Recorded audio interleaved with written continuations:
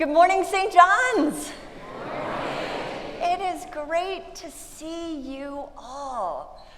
For those of you seeing me for the first time, my name is Abi Moon, and I was here a while back. And then I moved to somewhere different. Last Thursday, I got a snowstorm in Boston. We were delighted to get off the plane in Jacksonville and see sunshine and green grass. It is a gift to be back here and to be home, to be back with you and see so many familiar smiles, and also see St. John's flourishing and the joy that you each are. It made me think of lots of different memories, and those of you who know me know I love to bake. I love food. So I'm going to tell some stories this morning that all tie together to Jesus, I promise.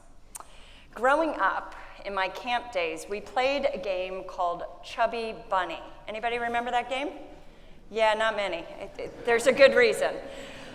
So for those who don't know what this game is, what you would do is you'd put a marshmallow in your mouth and you'd say, Chubby Bunny.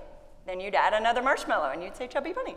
And then you'd keep adding marshmallows until you couldn't actually say it very well. And the person who could enunciate the best won, with the most amount of marshmallows in their mouth. There are a lot of reasons why games like this from the 80s and the 90s are no longer played. Games should not be a choking hazard. They should not promote looking like chipmunks. And it's kind of a waste of marshmallows. That should be otherwise purposed. And inevitably, there was a lot of drool that would happen. It was messy. It was silly. I look back and go, why did we do such things? Was it endurance? Was it my camp counselor filling time to see what silly human tricks could occur? It was definitely different. And I'm wondering back if that has evoked any other crazy games you used to play in hindsight. When I was a youth minister in Augusta, Georgia, where Lonnie Lacey and my paths crossed, we weren't at the same church, but we were in the same diocese. We played a game after Easter with jelly beans, and we would have so many, all the abundance of Easter candy. As we gathered as a youth group, each person would take a huge handful of jelly beans, and then they realized, oh, this is part of the activity. So we would sort them by color, and then for each red jelly bean you had to share something positive about somebody else. For green jelly beans, it was something new that was starting in your life in that space, a new beginning. Yellow jelly beans meant sharing one thing that you cared about with all your heart. And purple jelly beans meant you had to share about an Easter moment that happened during Holy Week, giving us a chance to reflect on the beauty and all of the things we had just lived through, the smells, the sights. And of course, you could then eat the jelly beans after you shared your thought for each color. Some people swapped because they liked certain colors better than others, or they had more to share on certain colors than others. But regardless, we all ate all of the available jelly beans. We may have been a little queasy at the end of the day because of all the jelly beans, but it was far less slobber. And it might have been a time filler, but it used what we had, and it built up community, one bean at a time. So, when I reached out to Father Lonnie for the readings for this Sunday, I realized we have a feast of readings, so much to chew on. It's new and different, this thing y'all are doing at St. John's with this massive St. John's Bible. And it's new and a different thing that Jesus is doing in these resurrection texts that we read. Gone are the parables of gnashing of teeth. Yay! Thank you, Easter season. What a delight I had in reading the readings today, because they weren't just familiar, they're some of my favorite feasting gospels.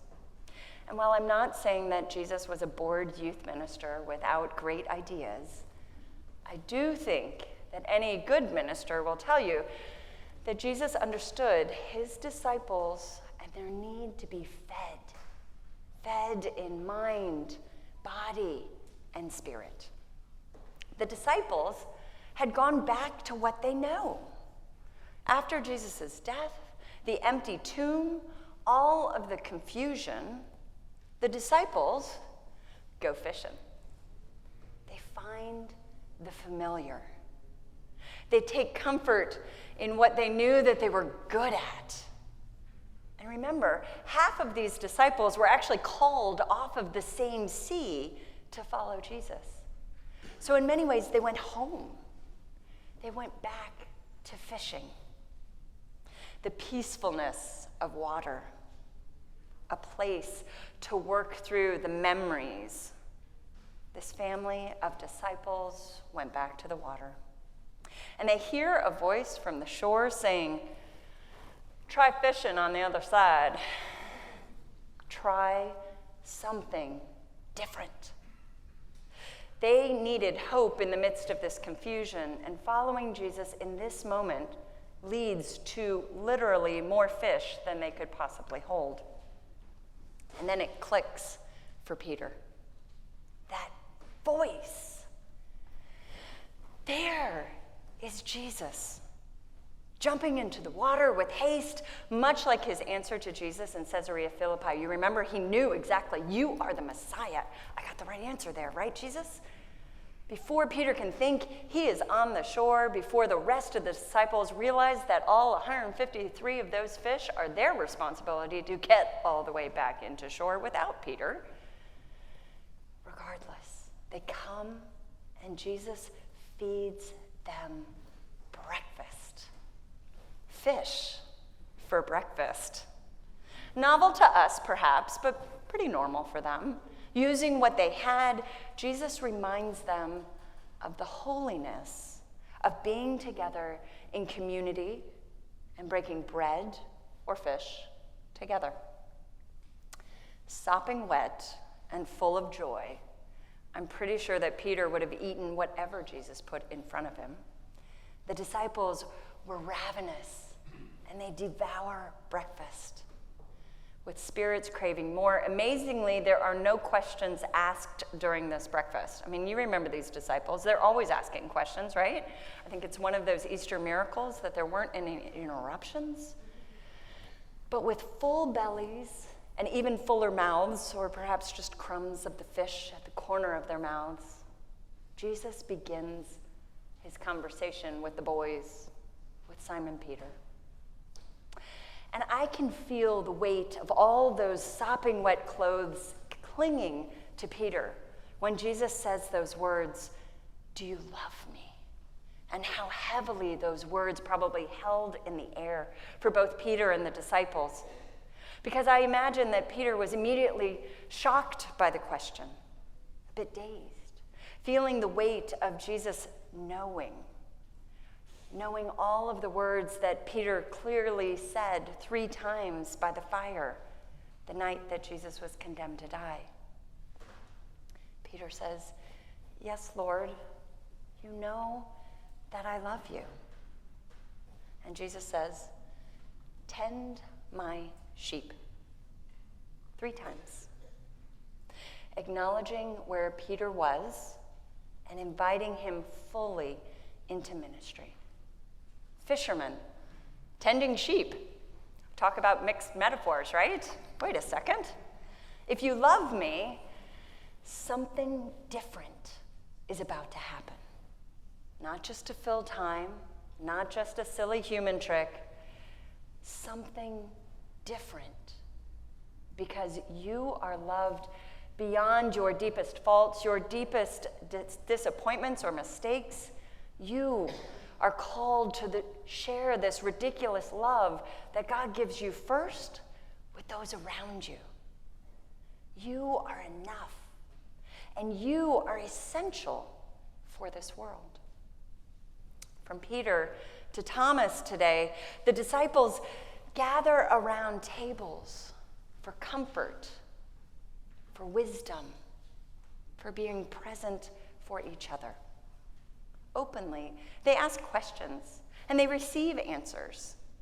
And just like the shock of the tomb being empty, God's love for us comes across in shockingly abundant ways. meeting disciples exactly where they need to be met, fully embracing each other with curiosity and amazement. So one of the things that I love about St. John's is there are a plethora of tables. From all the tables that are stored away in magic closets for the market, and some of those are very heavy, to the regular round tables that are always up in the parish hall.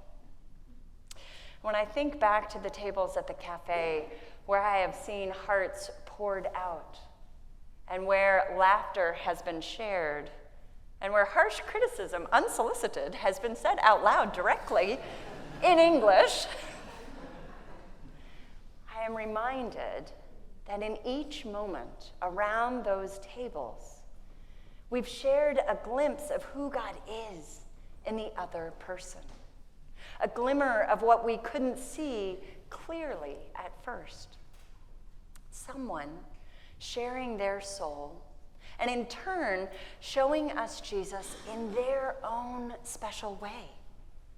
And every so often, we end up like Peter, unabashedly jumping into the water to get closer, to be closer, to show love and desire that we have to love God. We forget about decorum, we forget protocols, and we make it up because of our enthusiasm, our living with joy because of who God is. We too are like Thomas.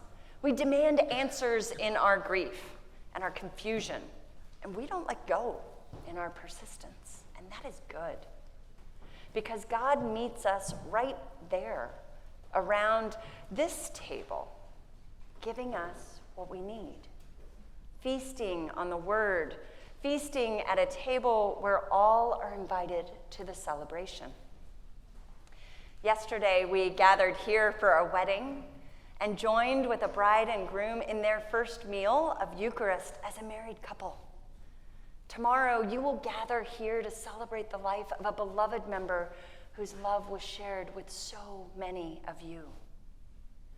This table that we are invited to always has enough room for one more. All are invited to come as they are, to shake away the weight of guilt like Peter, potential shame or disappointment, and be fully embraced by God, transformed by love. And in return, because it doesn't stop there, we are sent out to do something different, to love in a new way, to seek God in a new way. In this Easter season, may your path be shared by the love of a God who is right beside you each step of the way, even as it is different than you might have thought, and especially as this path is different than you could have ever imagined. Because if Jesus can call fishermen to tend sheep, your call is just as amazing and unique. Amen.